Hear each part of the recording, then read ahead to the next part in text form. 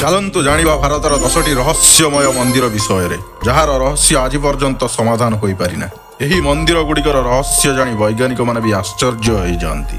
Number 10 Shri Karni माता temple. Karni मातांकर एही मंदिर राजस्थान बीकानेर रे अवस्थित, जहाँकि बहुत ही अद्भुत मंदिर अटे। कारण एठी रुहंती 25,000 रु भी अधिक मूषा एवं एठी रहुथुवा मूषा मानकु काबा कुहा जाय। एही मंदिर माँ दुर्गा को समर्पित अटे, किंतु एही मंदिर को मूषांक मंदिर मध्य कुहा जाय। एठारे मूषा को भोजन दि जाए और तांकर सुरक्षा मध्य करा जाए। एठारे एते मूषा रुहंती कि आपण को पाद घोषाड़ी घोषाड़ी चलवा पड़ो, कारण गोटे भी मूषा जदि आपण पाद तले आसी जाए ताहले ताकू अशुभ मना जाए। एवं यह भी कहा जाए जदि गोटे भी मूषा आपणकर गोड़ ऊपर दे चलीगला ताहले आपणक ऊपर देवी को कृपा हो गला। आउ जदि आपण धड़ा मूषा देखीदेले ताहले आपणक मनस्कामना निश्चय पूर्ण हुए। एवं एठारे भक्त मानकु मूषा खाइथिबा भोग को प्रसाद हिसाब से दि जाए। नंबर 9 कैलाश पर्वत। हिमालय पर्वतर उच्चतम शुंग मानसरोवर अवस्थित कैलाश पर्वत। मान्यता अनुसार एठारे स्वयं महादेव वास करती। आउ सेंटर ऑफ द वर्ल्ड भी कहा जाए। कैलाश पर्वत पूरा रहस्य परिपूर्ण अटे। यार रहस्य आज पर्यंत केही समाधान करि पारि नाहंती। आज पर्यंत गोटे भी मनीष एही पर्वत उपर चढ़िबारे सफल होई पारि नाही, जेबे कि माउंट एवरेस्ट पर्वत कैलाश पर्वत ठारू अधिक उच्चा अटे। एही कैलाश पर्वत उपर जे भी चढ़िबाकू चेष्टा करिसेंती सेमाने कहिबा अनुसार एठारे कोनोसी एक शक्ति अछि एवं एठारे समय बहुत जल्दी अतिबाहित हो जाए। लोकों चुट्टी नख सबू बहुत जल्दी बढ़ी जाए। आउ गोटे शक्ति से ऊपर को चढ़ा को अटकाई थाए। आउ जो माने एही पर्वत उपर चढ़ा को चेष्टा करथिले सेमानक मध्यर अनेकंकर रहस्यमय उपाय मृत्यु हो सारी। नंबर 8 कैलाश मंदिर। बंधुगण आपण माने कैलाश पर्वत को तो जानीगले, एबे टिके कैलाश मंदिर को जानी नियंतु। महाराष्ट्र में अवस्थित यही मंदिर रहस्य परिपूर्ण अटे। आउ यही मंदिर को तलु नुहे बरम ऊपर गोटे पहाड़ को काटी तैयारी करा होईची। कहा जाए कि मंदिर कम से कम 200 टन पत्थर बाहर करा जायथिला, किंतु यही मंदिर आखपाखे गोटे भी पत्थर देखा मिले ना। Number 7 Somnath temple. कहा जाए कि प्राचीन काल में यही मंदिर शिवलिंग शून्य रे झुली रहुथिला, किंतु विदेशी आक्रमणकारी माने याकू भांगी देले। यही मंदिर को थरे कि 2 थर नुहे बरम 17 थर नष्ट करने को चेष्टा करा जायछि। कहा जाए कि एठारे ही श्रीकृष्ण निजर शरीर त्याग करथिले। गुजरात रे अवस्थित यही ज्योतिर्लिंग 12टी ज्योतिर्लिंग मध्य सर्वप्रथमे आसे। आउ यही मंदिर रे एते धनरत्न थिला कि मोहम्मद गजनी यही मंदिर को 17 थर आक्रमण करी एथिरु धनरत्न चोरी करी नेइथिला। सबुठारु रहस्यमय होउची एही मंदिर कांथरे संस्कृत रे लेखा होइतिबा गोटिए कथा।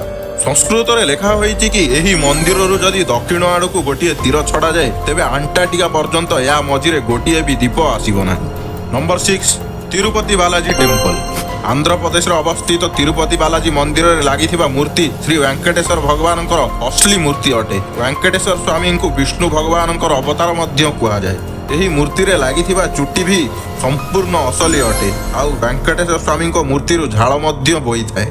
यही मंदिर रे गोटे बेत मध्य रखा जायछि। कहा जाए कि यही बेत रे ठाकुर को पिटा होइथिला। ठाकुर पड़ी जिबार तांको थोड़ी रे खंडिया होई जायथिला, तेणु सबुदिन यही खंडिया उपरे हळदी लेप करा जाए। Number 5 Konark sun temple. ओडिशार अवस्थित कोणार्क सूर्य मंदिर विषय आपण माने तो सब जानिथिबे, तथापि मु किछि कहिबाकू चेष्टा करूछि। मंदिर को राजा नरसिंह देव 1200 बढ़ईंकर साहाय्य बनईथिले।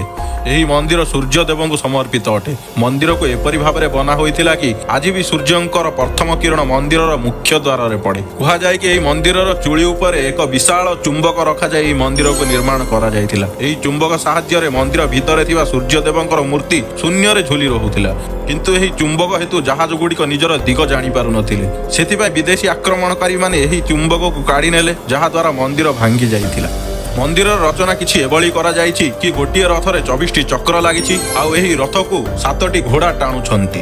एही 24टी चक्र 24 घंटा को सूचाई थाए एवं एही चक्र साहाय्य रे आज भी परफेक्ट टाइम जणा पड़े। एही मंदिर आउ भी अनेक रहस्य अछि। Number 4 Puri Jagannath temple.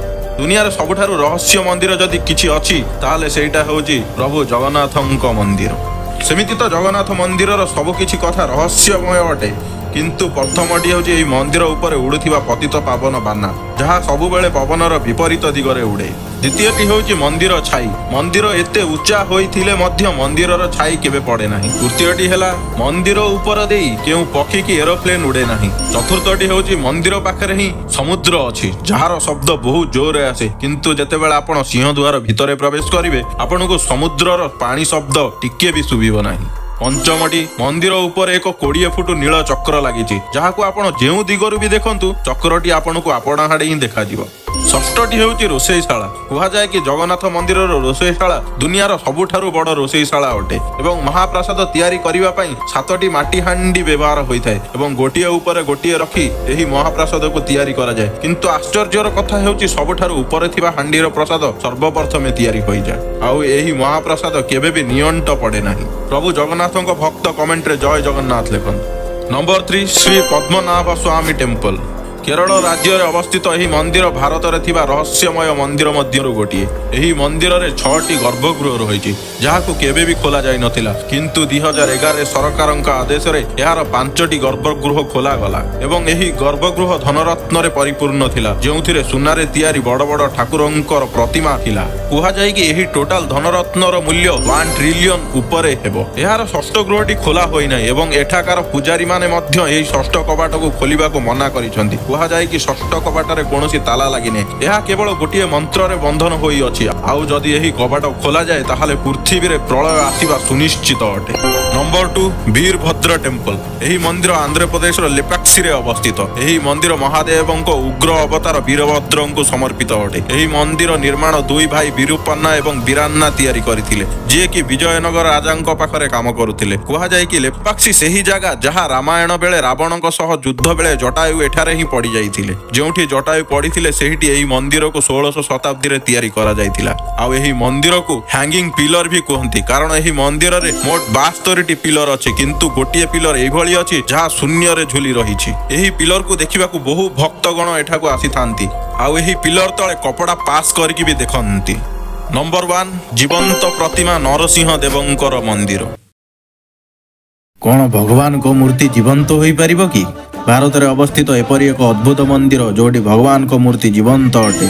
तेलंगाना अवस्थित लक्ष्मी नरसिंह मंदिर रे भगवान नरसिंह पूजा करा जाए। कहा जाए कि भगवान नरसिंह प्रतिमा स्वयं एठारे पहाड़ मध्य प्रकट होइथिले तापर स्थानीय लोक माने एही मंदिर को एठारे निर्माण करथिले। साधारणतः भगवान को मूर्ति गुड़िक कठिन होइଥାଏ किंतु एही मंदिर विशेषता होउची कि एठी रखा जाइथिबा भगवान नरसिंह मूर्ति मानव शरीर परि कोमल अटे। जेतेबेले भी केही एही प्रतिमा उपरे फूल रखंती तेबे सेही फूल मूर्ति भीतर को दबी जाए। जदि फूल को जोर रे दबा जाए ताहाले मूर्ति रक्त भी बाहरे। मंदिर पुजारी माने यह भी कहती कि जदि आपण माने एही मूर्ति पाखक जाती तेबे आपण मूर्तिर निश्वास नेबा भी अनुभव करि परिबे। एही अद्भुत प्रतिमा विषय रे आपणकर कोन विचार अछि कमेंट कर। 10टी मंदिर विषय जानिले किंतु भारत रे आहुरी भी अनेक मंदिर अछि जहाँ रहस्य रे परिपूर्ण अटे। सेगुडी को आउ केबे वीडियोटी भलो लागिथिले लाइक करी चैनल को सब्सक्राइब करि दियंतु एवं कमेंट करि कहंतु आपनको केउ मंदिर रहस्य सबुठु आश्चर्य करिला।